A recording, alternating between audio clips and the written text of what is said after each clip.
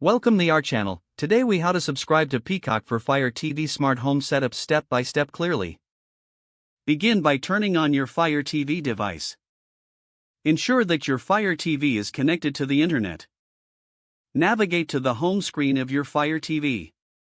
Using the search function, type in Peacock. Select the Peacock app from the search results. Click on the Get or Download button to install the app. Once the installation is complete, open the Peacock app. If you already have an account, select Sign In. Enter your email address and password. If you do not have an account, select Sign Up. Follow the on-screen prompts to create a new account. Choose your preferred subscription plan. Enter your payment information as required. Confirm your subscription details. Once your subscription is confirmed, you will be directed to the Peacock home screen. Browse through the available content and start enjoying your shows. If the page does not load, refresh the browser or try again in a private or incognito window. Make sure you are using the correct email address, then retype it carefully to avoid small typos. If your password is not accepted, use the reset option and create a new strong password you can remember. Check your spam folder for verification or security emails, then complete any requested confirmation steps. Enable two-factor authentication if available to improve account security and reduce unauthorized access risk.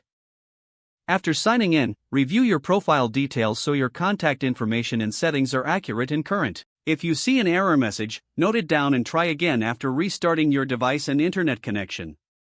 Log out when you finish, especially on shared devices, to keep your account and payment information secure. If the page does not load, refresh the browser or try again in a private or incognito window. Make sure you are using the correct email address, then retype it carefully to avoid small typos. If your password is not accepted, use the reset option and create a new strong password you can remember. Check your spam folder for verification or security emails, then complete any requested confirmation steps.